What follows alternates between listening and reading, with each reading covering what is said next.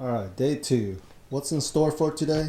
We'll probably work with putting in the bump stop pucks, and we'll put in the track bar, put back the sway bar disconnects, and we'll also be installing the shocks as well. So let's see how far we get today, and if we have enough time today, but this evening we'll work on the rear as well.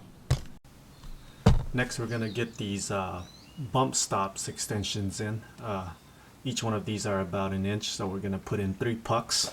We're going to go ahead and place them here in the center hole and put the bolt in and screw it up tightly.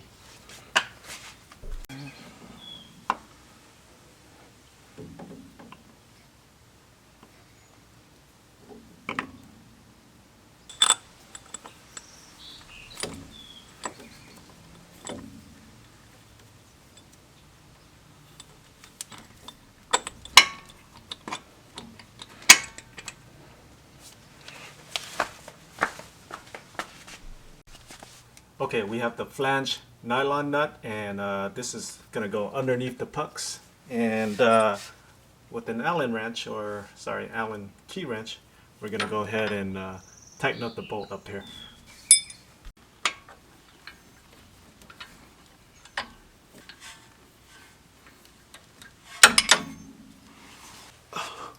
Okay, moving along to the right side, same process. We're going to get the pucks in.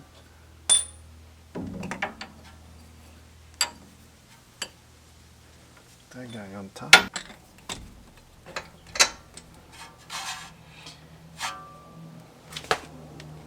.5/16 Allen wrench, 3/4 hand wrench should do the trick. Hi Ginger. Hi Ginger. You want to help me out? You look kind of bored there. You want to come help me out? Is that a yes? Or maybe a no?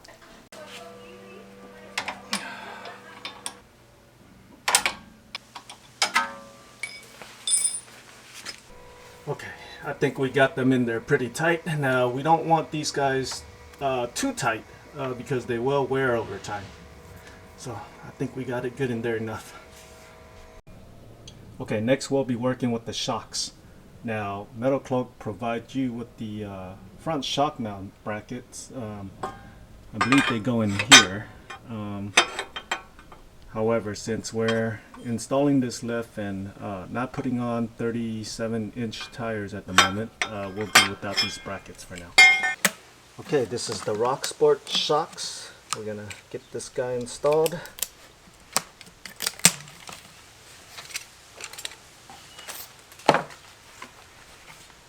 Look at that. Here's a shock comparison. Those are the stock JL Rubicon shock, and these are the Metalcloak Rock Sport long travel shocks. Look at that, that's a beauty. Okay, Rock Sport shocks going in. Just make sure that the spacer side is going inward this way. We're installing this on the left front wheel.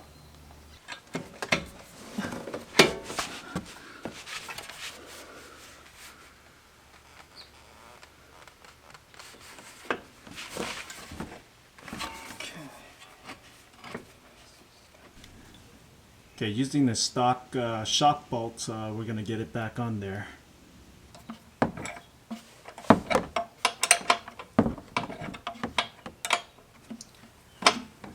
Okay, with the bolt we saved earlier, we're going to get that into the lower control arm now.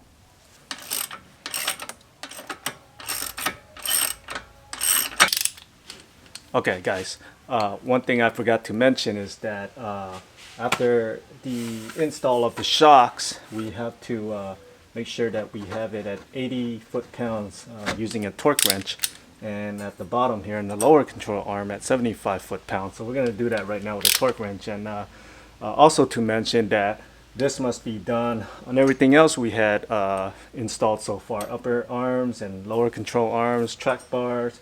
So that's something I forgot to point out. You can go into Metalcloak's website and you can find their spec sheet, and on the spec sheet they'll have it listed there for everything that you need to torque. Okay.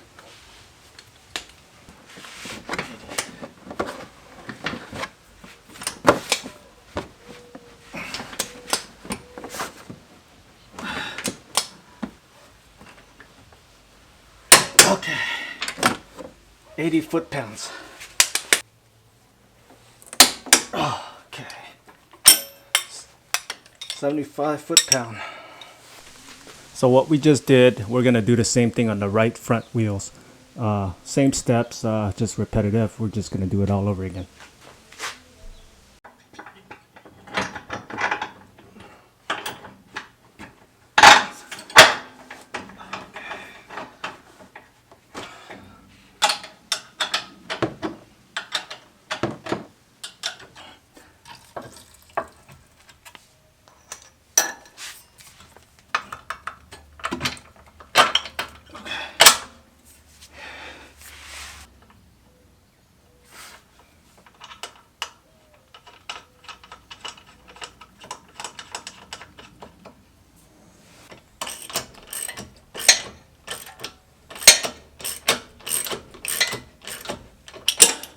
So it's getting kind of late, guys. I think we'll call it a night and wrap it up. We did get a few things done. We got the bump stop pucks in. We got the shocks installed, and we torqued everything to spec. However, we didn't get the track bar in tonight. I was hoping to get that done, but we'll start fresh tomorrow morning. No worries. A lot of fun so far. Totally enjoying this. Now, just keep in mind that if you were to work on this with a friend or somebody to give you a hand, you'll get the job done half the time that I'm spending on it right now. So that's a wrap for tonight. Good night. I'll see you in the morning. Well, good afternoon, guys. I thought I was going to start in the morning today, but I procrastinated. That's just the typical me. But anyway, it is afternoon and close to 100 degrees out here in Southern California. Well, for this afternoon, we're going to go ahead and get the track bar installed.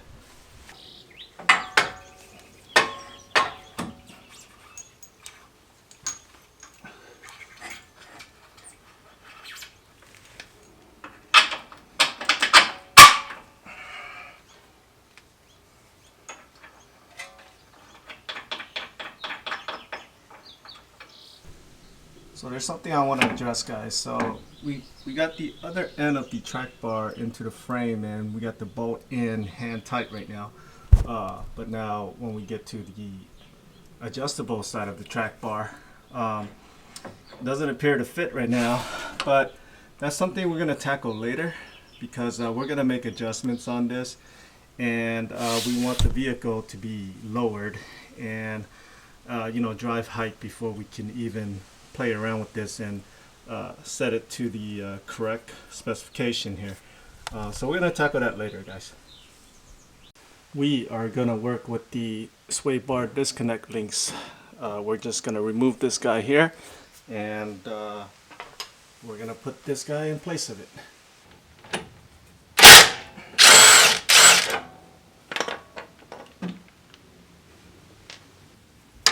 Now we're going to connect this using the supplied hardware that Metalcloak provided.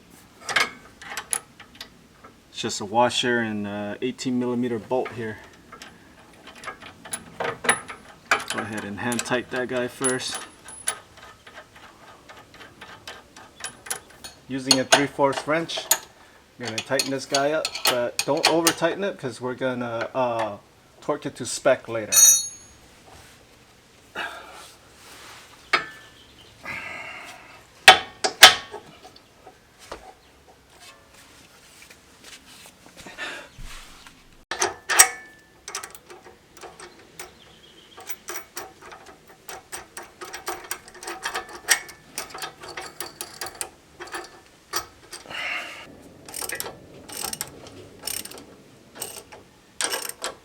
Okay, we're gonna get that as tight as we can for now, but we're gonna torque it later. So now we repeat the process on the opposite side.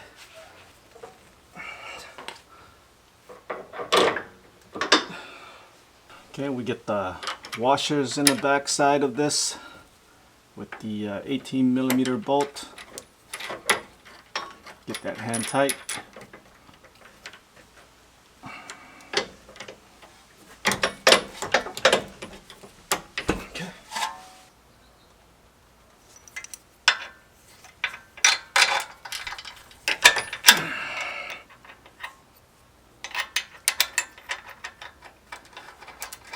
We'll get these guys hand tight first. Then we'll use a 18mm socket wrench and get that guy in. Tighten this guy up with the 3/4 wrench.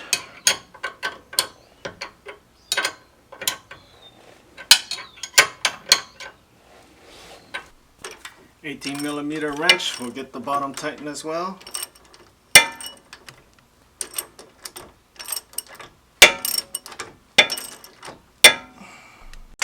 So now we're gonna torque the bolt 60 foot-pound. That's what Metalcloak wants. That's what it shows on its spec sheet. So we're gonna do that.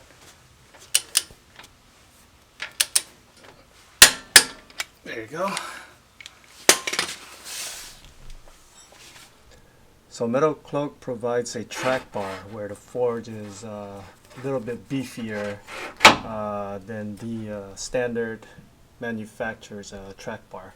And we're gonna have a hard time fitting it into the window pocket here, so we're gonna have to shave it off with the Dremel.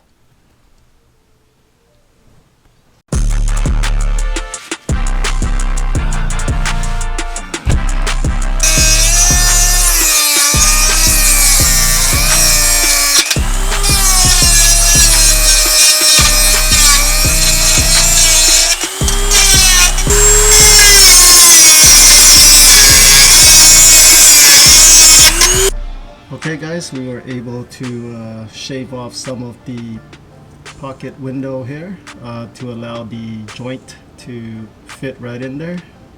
It took us about 10 minutes or so, and now we're able to put the bolt right through, no problem.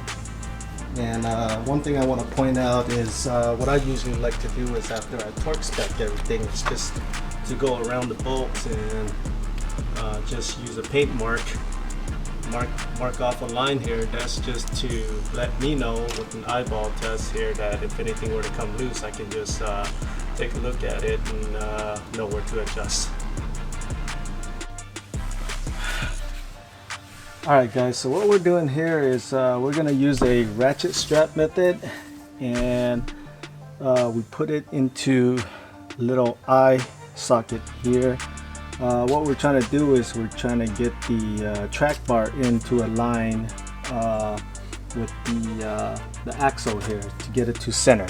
So once we get that in, then we could go ahead and put the wheels back and start on the rear suspension. Now it's always a good idea to put on eyewear just in case you know, any of these ratchet materials break off or pop off and hit you right in the eye. So safety's first, guys.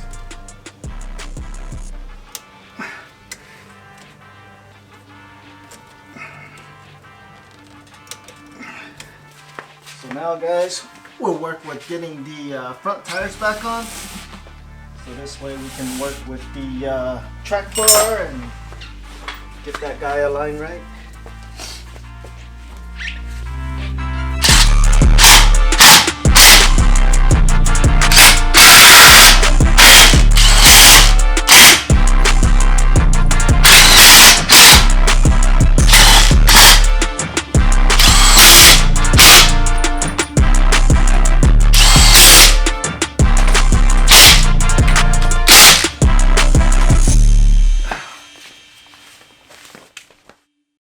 So we completed the front side of the lift. We're going to work on the back side now. We're about, I would say, 40 to 45% of the way through. Just mind you, we have to, after we're done lifting the Jeep, we're going to go around and torque everything to spec. Alright, we got the Jeep in the garage. Now let's start working on the back side. So we'll go ahead and remove the fender well plate with a 5/16 wrench. This is just to make life easier when we're working with the shocks. Boy, it is hot and muggy out here in Southern California today. Anyways, we're gonna start working on the back. We're gonna jack the Jeep up and we're gonna put jack stands underneath. Let's get started.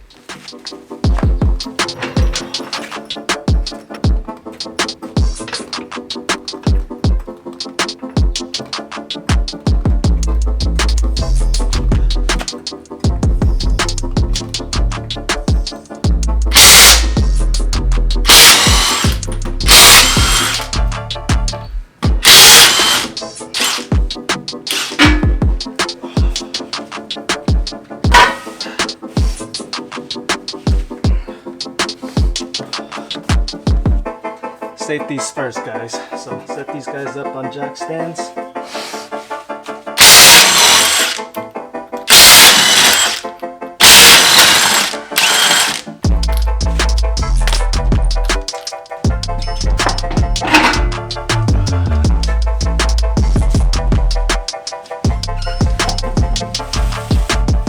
We're gonna work with the right backside first, and like what we did in the front, we're gonna take care of all the fragile component, brake lines, breather tubes, etc.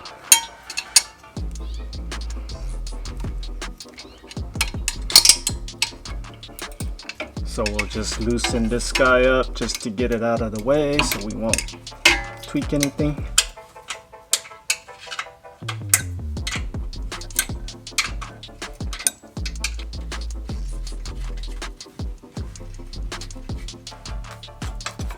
Get that guy out of the way, and just so we won't lose any hardware, guys, we're just gonna go ahead and leave this bolt here, tighten it up just a little bit so it stays in place.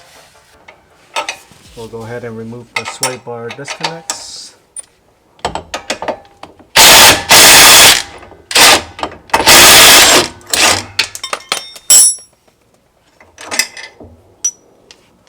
For the left side, we'll repeat the same steps.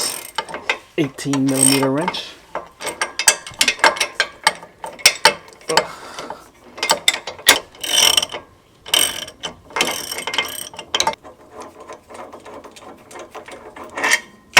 Okay, we'll leave the hardware bolt in here for now, just so we won't lose it.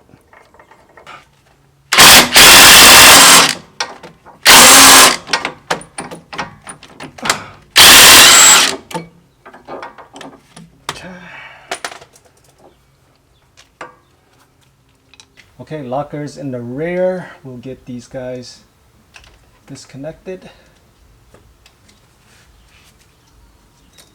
Get that out of the way. The breather tube, I think we're fine for now. But we'll monitor it when we get to the part where we droop it. Okay, we'll remove the track bar.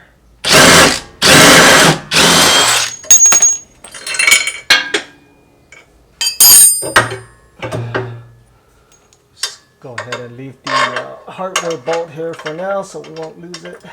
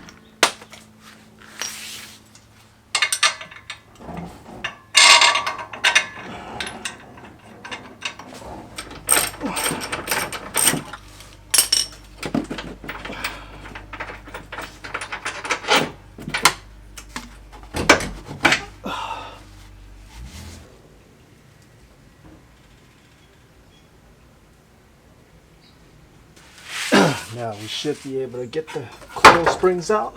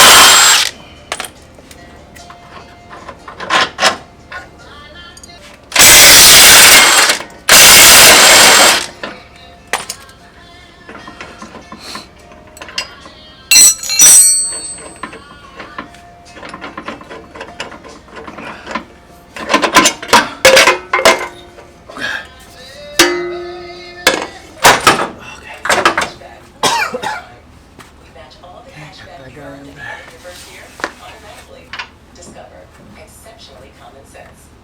Learn more at discover.com/menu.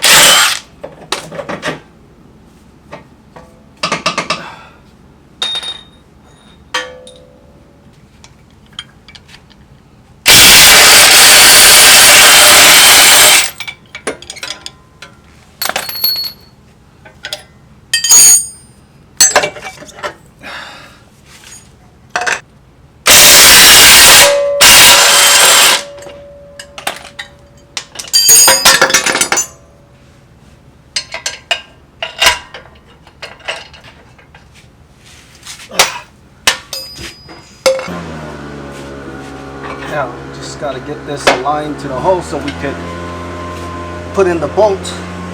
Just move the axle forward a little bit. That should help. Oh, and we can do that. There we go.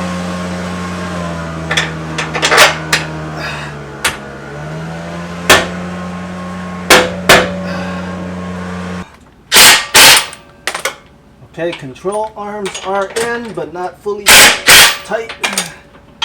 Just let these guys loose a little bit while we work on everything else. Alright, we got the coils in. That was a pain in the ass. I don't want to do that again. At least not alone. Maybe with a helping hand, things would be a lot easier. Okay, we're gonna now work with the track bar. So the adjustable joint goes to the right side, and we're gonna put this on the left.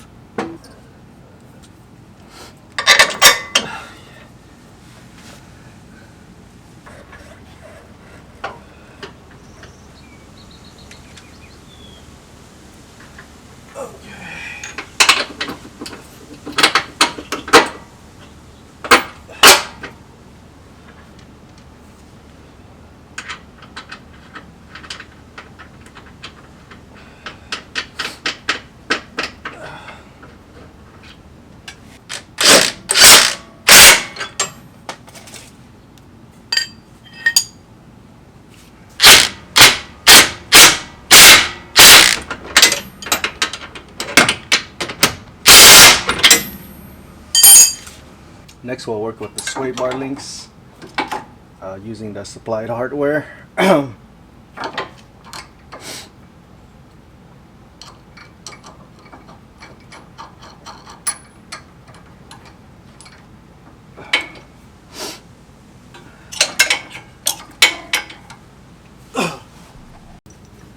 Just make certain that you guys clear it away from the fragile pieces like the brake line.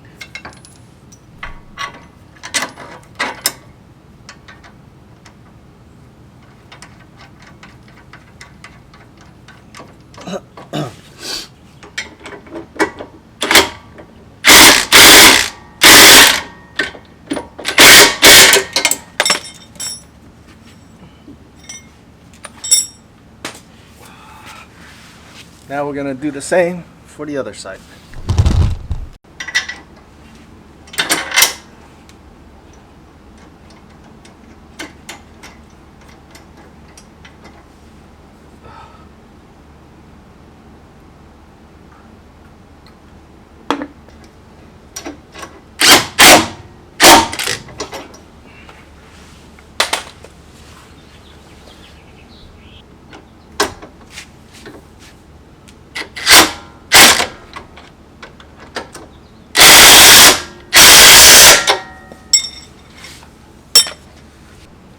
Okay, next we'll get the shock installed. Spacer side, this side is going inward to the frame. I gotta fight this a little bit. Okay, there you go.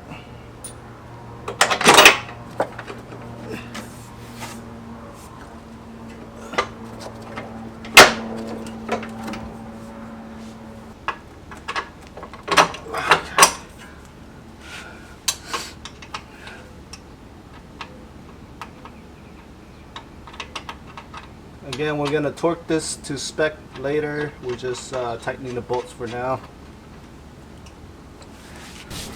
Rock Sport shocks are in. Now we're just going to repeat on the opposite side. and then we'll put in bump stops. Okay, getting the Jeep back to ride height. All we have to do now is just go around the Jeep and torque everything to spec.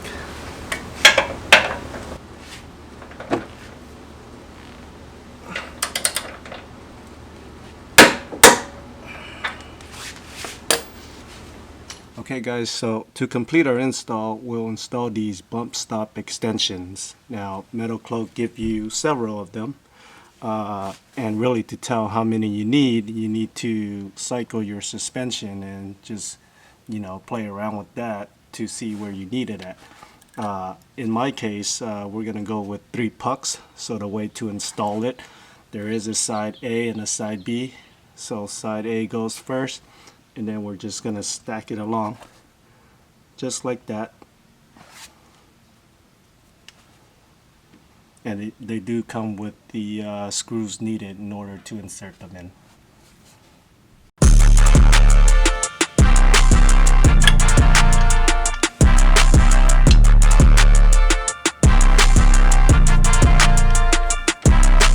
Okay, this was side A. Now to stack it again, we're gonna use B next. So it's A, B, and if we need one more, we need to put side A right on top of that. And with these, we're gonna insert it with the wood screws.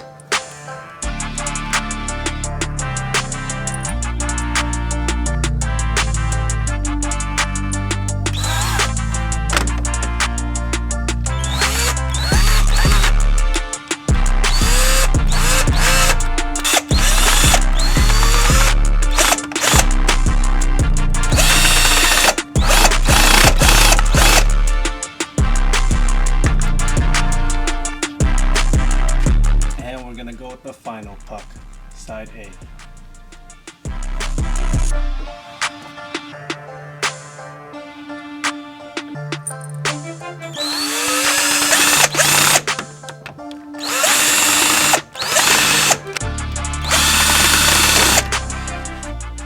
Okay guys, we're pretty much done with our install. Now what we just did here, we're gonna do to the other side as well. And then we'll pull the Jeep out from the garage and we'll see how everything turns out.